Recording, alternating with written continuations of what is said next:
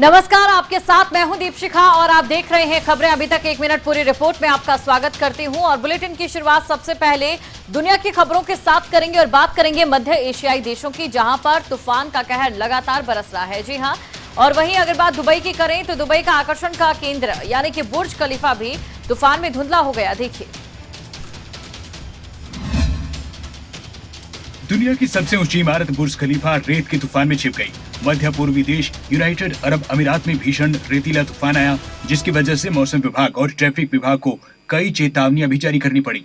828 metre ऊंची बुर्ज खलीफा की इमारत, जो दुबई में दूर से साफ दिखाई देती है, आमतौर पर पर्यटन के आकर्षण का केंद्र है, लेकिन हवा के तूफान की वजह से इतनी धूल छाई कि इससे देश का अधिकतर हिस्सा ढक गया। यूएई में अब ये रेतीला तूफान पहुंचा है। इससे पहले इराक, कुवैत और सऊदी अरब, ईरान, दूसरे देशों में भी पिछले दिनों इसी तरह का भीषण रेतीला तूफान उठा, जिसकी वजह से एयरपोर्ट, स्कूल बंद करने पड़े। हजारों लोगों को सांसों की दिक्कत हुई। यूएई की राजधानी अबू धाबी में हवा की गुणवत्ता एक ही रात में खतरनाक स्तर के ऊपर पहुंच चुकी है। पिछले कुछ समय में मध्य पूर्व में रेत के तूफान और अधिक आ रहे हैं और भीषण हो रहे हैं। विशेषज्ञों का कहना है, अगर क्षेत्रीय मौसम पर क्लाइमेट चेंज की मार पड़ती है तो ये समस्या और गंभीर होगी। अमीराती अधिकारियों ने नागरिकों से सतर्क रहने को कहा है। तो क्लाइमेट चेंज इस समय दुनिया के लिए एक बड़ा खतरा बना हुआ है और ऐसे में जो सीधा असर है वो मध्य एशियाई देशों में भी देखा जा रहा है। चलिए अब हम रुक करेंगे अगली खबर का। पाकिस्तान में आर्थिक संकट गहरा गया है, गैर जरूरी सामान महंगा हो गया है। इसकी वजह क्या है, दिखाते हैं आपको 1 मिनट में। वित्तीय संकट के बीच पाकिस्तान सरकार ने गैर जरूरी और महंगी वस्तुओं की आयात पर प्रतिबंध लगाने का फैसला किया है। नकदी संकट से जूझ रहे पाकिस्तान ने घटते विदेशी भंडार के बीच ये कदम उठाया है। पाकिस्तान के प्रधानमंत्री शहबाज शरीफ ने गैर जरूरी सामानों की आयात पर प्रतिबंध लगा दिया है, जिनका इस्तेमाल आम आदमी नहीं करता है।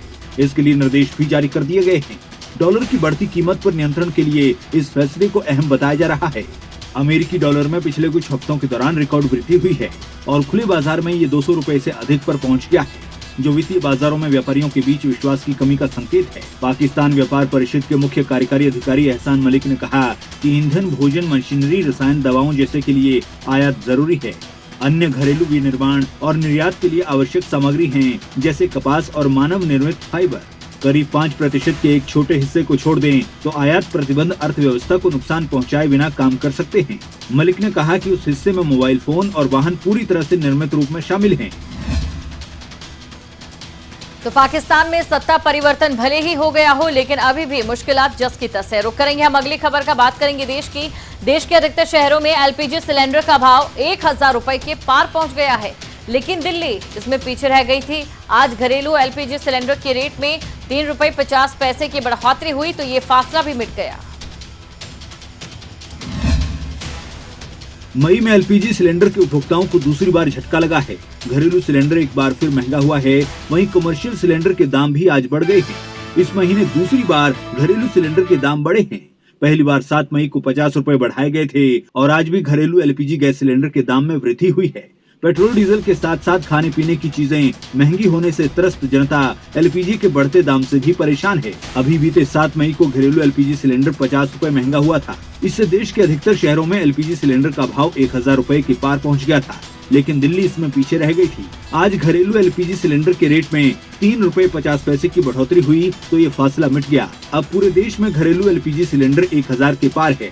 बता दें कि पिछले 1 साल में दिल्ली में घरेलू एलपीजी सिलेंडर 809 रुपए से 1003 रुपए पहुंच गया है। आज से दिल्ली और मुंबई में 14 किलो वाला घरेलू एलपीजी सिलेंडर 1003 रुपए और कोलकाता में 1029 रुपए, चेन्नई में 1018 रुपए में मिलेगा। तो एक बार फिर महंगाई की मार से आम जनता परेशान हो गई है। रसोई गैस के दामों में बढ़ोतरी हो गई है। चलिए अब हम रुक करेंगे अगली खबर का। असम में बाढ़ का कहर देखने को मिला। भारी बारिश से अब तक 9 लोगों की मौत हो चुकी है। करीब 7 लाख लोग प्रभावित हुए हैं। दिखाते हैं आपको 1 मिनट में ये पूरी खबर। असम बाढ़ की वजह से अब तक 9 लोगों की मौत हो गई है। राज्य में 27 जिलों में 6,60,000 लोग इससे प्रभावित हुए हैं। समय से पहले हो रही बारिश ने जनजीवन अस्त व्यस्त कर दिया है। सड़कें और रेल सेवा बाधित है। लोगों की जगह जगह फंसे होने की जानकारी मिली है। कई लोग बाढ़ की वजह से अपना घर तक छोड़ चुके हैं। बचाव कार्य के लिए सेना की तैनाती हुई है। उजई और कछार ऐसे जिले हैं जो सबसे ज्यादा प्रभावित हैं। हर जिले में 1 लाख से ज्यादा लोग प्रभावित हैं। सेना ने होजई जिले में फंसे 2000 से ज्यादा लोगों को बचाया है। राज्य के दक्षिण में बसा दीमा हसाओ जिले में पिछले 5 दिन में कोई संपर्क नहीं हो पा रहा। बारिश की वजह से भूस्खलन ने दीमा हसाओ से जुड़ी सड़कों, रेलवे लाइन को तोड़ दिया है। हालात यही बराक घाटी के साथ साथ त्रिपुरा, मिजोरम और मणिपुर के महत्वपूर्ण हिस्सों के भी हैं। यहाँ सड़कें और रेल सेवा बाधित है। असम में बाढ़ की वजह से जान गंवाने वाले लोगों के परिजनों को राज्य सरकार ने 4 लाख रुपए की सहायता देने का फैसला किया है। तो बदलते मौसम की वजह से असम में काफी ज्यादा नुकसान हुआ है। बाढ़ की वजह से यहां पर कई लोगों के घर भी तबाह हो चुके हैं।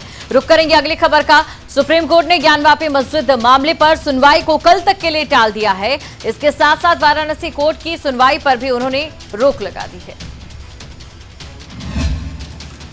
ज्ञानवापी मस्जिद मामले में सुप्रीम कोर्ट में आज की सुनवाई टल गई है। कोर्ट शुक्रवार को 3 बजे सुनवाई करेगा। शीर्ष अदालत ने यह भी कहा है कि निचली अदालत आज कोई आदेश न दे।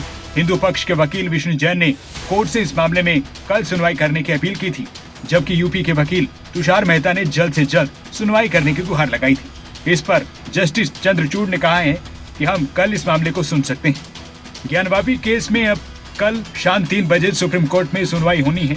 सर्वोच्च न्यायालय ने तब तक के लिए वाराणसी कोर्ट में सुनवाई पर रोक लगा दी है। सुप्रीम कोर्ट में हिंदू पक्ष ने वक्त मांगा था, जिस पर अदालत ने कल दोपहर 3 बजे सुनवाई का वक्त तय किया है। कोर्ट ने इस दौरान सभी पक्षों को अपनी रिपोर्ट देने को कहा है। आज की जो प्रोसीडिंग है जिला कचहरी में, उस पर आज कोई वो उसको प्रेस नहीं करेंगे और कल जब माननीय सर्वोच्च न्यायालय सुनने के बाद जो भी आदेश देगा उसके हिसाब से प्रोसीडिंग है। उधर ज्ञानवापी मस्जिद परिसर के सर्वे की रिपोर्ट वाराणसी की स्थानीय अदालत में दाखिल हो चुकी है। चारधाम यात्रा पर आए तीर्थयात्रियों के चेहरे पर एक अलग ही खुशी देखने को मिल रही है। देश विदेश से आने वाले पर्यटकों को उत्तराखंड की सुंदरता बहुत ज्यादा अच्छी लग रही है और आनंद का एहसास करवा रही है। उत्तराखंड की वादियों को अपने मोबाइल के कैमरे में ये पर्यटक तमाम जितने भी यहाँ पर पहुंच रहे हैं, तीर्थयात्री यहाँ पर पहुंच रहे हैं, इन खूबसूरत तस्वीरों को अपने फोन में कैद कर ले जा रहे हैं। तस्वीरों में देख सकते हैं कि पर्यटक उत्तराखंड की वादियों का किस तरह लुत्फ उठा रहे हैं। कहीं ग्रुप में डांस हो रहा है तो कहीं ठंडी हवाओं का लुत्फ उठाया जा रहा है। पर्यटक इन दिनों यात्रा पर आ रहे हैं, उत्तराखंड की वादियों को अपने मोबाइल के कैमरों में कैद कर रहे हैं। यहाँ पर उत्तराखंड चारधाम यात्रा के लिए आए हैं। यहाँ पर हम सब बहुत अच्छा महसूस कर रहे हैं। यहाँ का वातावरण भी अच्छा है, लोग भी अच्छे हैं। कल यमुनोत्री जाके आए हम। यहाँ पर पहाड़ी एरिया है, पहाड़ी एरिया में जो कुदरती सौंदर्य है वो भी बहुत अच्छा लगता है। पर्यटकों की संख्या इतनी ज्यादा है कि बीते कुछ दिनों में बड़कोट गंगोत्री हाईवे पर घंटों जाम लगने के बाद भी तीर्थ यात्रा करने आए यात्रियों के चेहरों पर थोड़ी भी शिकन नहीं है। यात्रियों का कहना है कि इतनी अच्छी सुविधा होने पर थोड़ी सी परेशानियों का सामना कर सकते हैं। गंगोत्री धाम और यमुनोत्री धाम में इन दिनों रिकॉर्ड तोड़ तीर्थयात्री आ रहे हैं। बड़कोट गंगोत्री हाईवे पर घंटों जाम लग रहा है। ट्रैफिक जाम में भी पर्यटक समय मिलते ही सेल्फी के साथ यहाँ की वादियों को संजोने का काम कर रहे हैं। तो एक समय था जब देवभूमि उत्तराखंड को सिर्फ तीर्थ स्थल के तौर पर जाना जाता था और बहुत से श्रद्धालु यहां पर पहुंचते थे, लेकिन आने वाले सालों के साथ और बीतते सालों के साथ अब ये पर्यटन का भी एक महत्वपूर्ण केंद्र बनता जा रहा है, जिसकी वादियों का लुत्फ पर्यटक उठाते नजर आते हैं। रुक करेंगे हम अगली खबर का।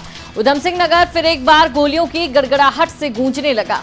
फिर से बंदूकों की नोक पर लूट, डकैती और मर्डर जैसे आपराधिक घटनाएं होने लगी। आम जनमानस को छोड़ो, कानून के रक्षक ही सुरक्षित नहीं दिखाई दिए। देवनागरी उत्तराखंड का उधम सिंह नगर वैसे तो संवेदनशील जिलों में माना जाता है, क्योंकि उत्तर प्रदेश के 4 ऐसे जिलों की सीमाओं से उधम सिंह नगर मिला हुआ है, जो जिले कुख्यात बदमाशों के गढ़ माने जाते थे। जनपद उधम सिंह नगर में भी कुछ कुख्यात बदमाशों ने अपना आतंक फैला रखा था, लेकिन शासन प्रशासन की सूझबूझ से उनको क्या बदमाशों का एनकाउंटर हो गया या फिर आपसी रंजिश में मर्डर, जिसके बाद उधम सिंह नगर में कुछ गिने चुने आपराधिक घटनाएं तो हुई हैं, लेकिन जिस तरीके से फिर एक बार आपराधिक घटनाओं का ग्राफ तेजी से उधम सिंह नगर में बढ़ता जा रहा है, उससे उधम सिंह नगर के लोग अब दहशत में जीने के लिए मजबूर हो चुके हैं, क्योंकि उधम सिंह नगर में इन दिनों सरेआम फायरिंग, लूट, डकैती जैसी घटनाएं तेजी से बढ़ती हुई दिखाई दे रही हैं। और हो रहे लगातार यहाँ पे वारदातें का क्रिमिनल जो हिस्ट्री रहता है, आंकड़ों के हिसाब से हम बात करें तो लगातार ऐसी वारदातें सामने आई हैं। अपराध लगातार बढ़ता जा रहा है। सवाल यही है कि ये घटनाएं कब थमने का नाम लेगी। और चलिए अब हम रुक करेंगे अगली खबर का। यमुनानगर में कैबिनेट मंत्री कमल गुप्ता ने कष्ट निवारण समिति की बैठक ली और अधिकारियों को दो टोक कहा, बिना परमिशन के मीटिंग में नहीं आना। यमुनानगर में जिला लोक संपर्क एवं कष्ट निवारण समिति की बैठक हुई। शहरी निकाय मंत्री कमल गुप्ता, जेजेपी के नेता अर्जुन सिंह भी उस समय तकरार हुई जब अर्जुन सिंह ने कहा कि हरियाणा के डिप्टी सीएम दुष्यंत चौटाला ने सड़कों में गड्ढे भरने का आदेश दिए। इस दौरान कुछ गड्ढे भरे तो कुछ छोड़ दिए गए और वहां मटेरियल था वो भी उठा लिया गया। इस पर मीटिंग की अध्यक्षता कर रहे हरियाणा के शहरी निकाय मंत्री कमल गुप्ता ने कहा, आपके पास पावर है, ये विभाग डिप्टी सीएम साहब के पास है। जिस पर पूर्व विधायक ने कहा कि उसमें ठेकेदार और अधिकारियों की गलती है, जिसके बाद उन्होंने पीडब्ल्यूडी अधिकारियों को निर्देश दिए।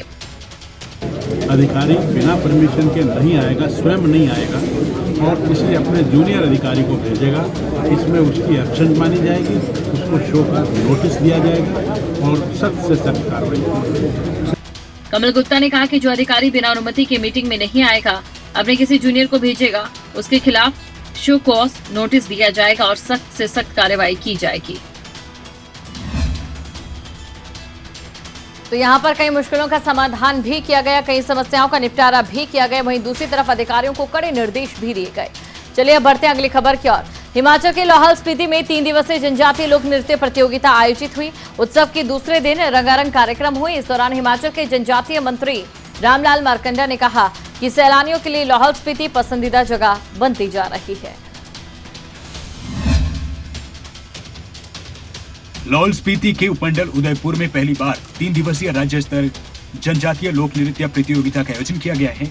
इस आयोजन में प्रदेश के करीब 9 नृत्य दल भाग ले रहे हैं, जिसमें स्पीति, पांगी, भरमौर, किन्नौर के दल प्रमुख हैं। उत्सव के दूसरे दिन स्थानीय और महिला मंडल के लोक नृत्य के साथ लाजबाब, लाहौल, राज्य स्तरीय पारंपरिक वस्त्र भूषण, शैणी, महिला मंडल, किब्बर, किन्नौर और पांगी के कलाकारों का कार्यक्रम आयोजित हुआ। कार्यक्रम के मुख्य आकर्षण शैणी नृत्य है। सिर्फ मणिपुर उत्सव तो नहीं होगा, ये मणिपुर उत्सव जो है इसी साल चलने वाली राष्ट्रीय स्तर का उत्सव है। ये हम हर साल मणिपुर उत्सव मनाएंगे। इस मौके पर कैबिनेट मंत्री रामलाल मारकंडा ने कहा कि अटल टनल खुलने के बाद लाहौल स्पीति में पर्यटकों को बेहतर सुविधा प्रदान करने के लिए सरकार ने बेहतर कोशिशें की हैं। लाहौल स्पीति में संचार व्यवस्था को सुदृढ़ करने के लिए 42 जियो टावर लगाए गए हैं। पर्यटकों की सुविधा के लिए 400 से ज्यादा होम स्टे का पंजीकरण किया जा चुका है। उन्होंने दावा किया कि लाहौल स्पीति पर्यटकों की पसंदीदा सैरगाह बनता जा रहा है। जनजातीय क्षेत्र लाहौल स्पीति पर्यटकों की पहली पसंद तो आखिरकार बना ही हुआ है, लेकिन वहीं दूसरी तरफ ऐसे जो कार्यक्रम किए जाते हैं, ऐसी प्रतियोगिताओं का आयोजन जो किया जाता है, वो पर्यटकों को अपनी ओर और आकर्षित करता है। रुक करते हैं अगली खबर का। फरीदाबाद में 26 साल की युवती ने सुसाइड कर लिया। मौके से सुसाइड नोट बरामद हुआ। युवती का शव उसी के फ्लैट में फंदे से लटका हुआ मिला। इस सुसाइड केस में पुलिस की जांच जारी है। ग्रेटर फरीदाबाद के सेक्टर 75 में 26 साल की युवती की अपने ही फ्लैट के कमरे में फंदे से लटकी हुई लाश मिली। पड़ोसियों का कहना है कि युवती पहले मीठापुर में रहती थी, कुछ महीने पहले ही इसी सोसाइटी में आकर रहने लगी।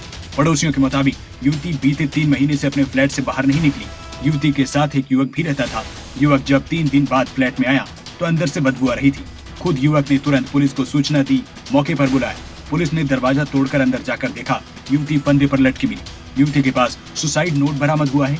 पुलिस ने डेड बॉडी को नीचे उतारकर पोस्टमार्टम के लिए सिविल अस्पताल भिजवाया है। पता इस तरह से लगा जी, देखो पड़ोसियों को बदबू सी आने लगी। पड़ोसियों ने कहा, आगे जेले लोग इसमें इन्होंने कंप्लेंट करी कि भाई अंदर से बदबू आ रही है और बाहर से ताला बंद है, क्या दिक्कत है। बाद में इन्होंने जो है कोशिश करी और वो खुलवाया। आपको नहीं पता जी।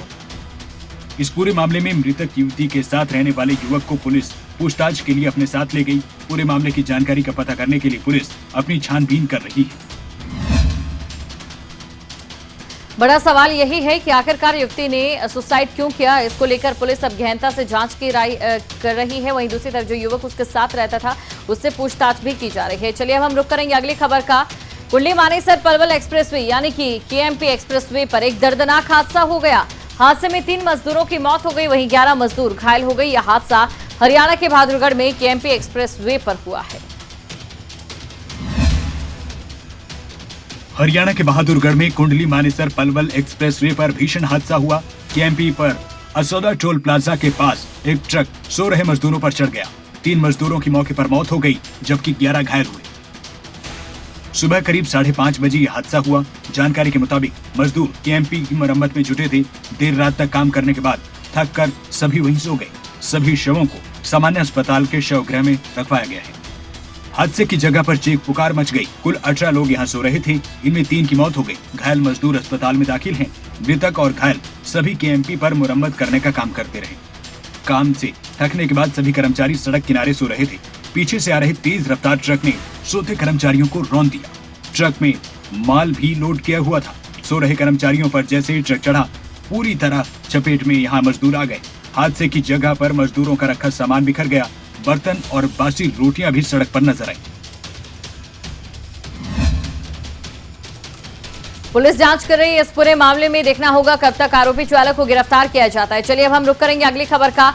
पानीपत में विजिलेंस टीम ने पटवारी को रिश्वत लेते रंगे हाथ गिरफ्तार किया। काम के एवज में 24,000 रुपए पटवारी ने मांगे थे। देखिए 1 मिनट में ये पूरी खबर। हरियाणा राज्य विजिलेंस ब्यूरो ने पानीपत जिले के सिभा में तैनात पटवारी जितेंद्र को जमीन के दस्तावेजों के बदलाव करने के एवज में 24,000 रुपए की रिश्वत लेते रंगे हाथ गिरफ्तार किया। विजिलेंस ब्यूरो के प्रवक्ता ने बताया कि गांव सिभा शिकायतकर्ता ने पटवारी के खिलाफ शिकायत देते हुए आरोप लगाया था कि पटवारी उसकी जमीन के दस्तावेजों में बदलाव करने के एवज में उससे रिश्वत की मांग कर रहा है। शिकायतकर्ता की तरफ से इस मामले को विजिलेंस ब्यूरो के संज्ञान में लाने के बाद ब्यूरो ने छापेमारी टीम का गठन किया, जिसने रेड करते हुए पटवारी को 24,000 रुपए लेते रंगे हाथ काबू किया। प्रवक्ता ने आगे बताया कि आरोपी के खिलाफ भ्रष्टाचार निरोधक अधिनियम के तहत मामला दर्ज कर आगे की जाँच की जा रही है। मैं उसको रिश्वत नहीं देना चाह रहा और मैं उसको रंगे हाथ पकड़वाना चाह रहा, जिसपे हमने अपना ड्यूटी मैजिस्ट्रेट को नियुक्त करवाया डीसी साहब की परमिशन लेके, और उस पर कॉरिडोर से रेड की गई, जिसको रंगे हाथों हमने पैसे लेते हुए पकड़ा। हरियाणा में बीते कई दिनों से तहसील में भ्रष्टाचार के कई मामले सामने आ चुके हैं। बावजूद इसके तहसीलों से भ्रष्टाचार खत्म होने का नाम नहीं ले रहा। लगातार ये कोशिश की जाती है कि भ्रष्टाचार को खत्म किया जाए, लेकिन न जाने क्यों लगातार ये मामले और भी ज्यादा बढ़ते जा रहे हैं। अब ऐसे में देखना ये होगा प्रशासन की ओर से क्या कार्रवाई की जाती है। चलिए अब बात करेंगे फतेहाबाद की। फतेहाबाद के रतिया में लापता युवक का शव नदी से बरामद हुआ। परिजनों ने हत्या की आशंका जताई है। क्या कुछ है ये पूरा मामला, दिखाते हैं आपको 1 मिनट में। रतिया के वार्ड नंबर 4 से लापता लवप्रीत सिंह का शव गुमसर गुरुद्वारे के पास घग्गर नदी से बरामद हुआ। गोताखोरों ने नदी में 25 फुट की गहराई में जाकर उसका शव निकाला। शव के सिर और मुंह पर चोट के निशान हैं, जिससे पता लग रहा है कि लवप्रीत पर हमला कर उसे घग्गर में फेंका गया। बताया जा रहा है कि लवप्रीत पिज्जा डिलीवरी का काम करता था। मृतक के परिजनों का आरोप है कि अज्ञात बदमाशों ने लवप्रीत को पीटकर घग्गर नदी में फेंक दिया। पुलिस ने गोताखोरों की मदद से शव को नहर से बाहर निकाला और शव को पोस्टमार्टम के लिए भेजा।